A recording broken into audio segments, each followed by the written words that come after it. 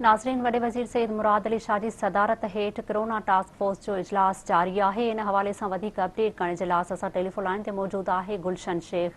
जी गुलशन, इन इजलास बाबति वधीक अपडेट कजो।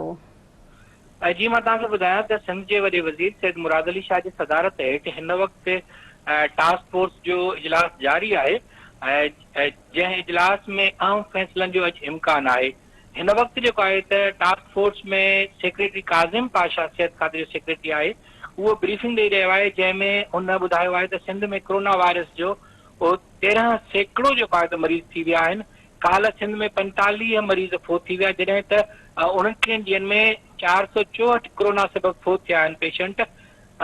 कराची में 23 सैकड़ो, हैदराबाद में 14 सैकड़ो ऐं सखर में 3 सैकड़ो कोरोना वायरस जा मरीज़ थी विया आहिनि।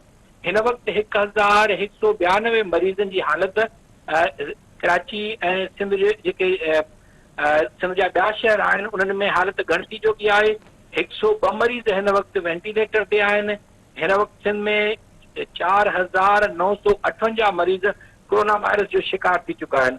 मां तव्हांखे इहो बि ॿुधायां त जेको हिन वक़्तु टास्क फोर्स जो इजलास हली रहियो आहे, उन में इलाही सख़्तु फ़ैसिला करण जा इम्कान आहिनि, जिन में 2 हफ़्तनि जो मुकमिल तौर ते कराची में लॉकडाउन जेको आहे त लॻाइण जो फ़ैसिलो पिणु आहे जेको थींदो।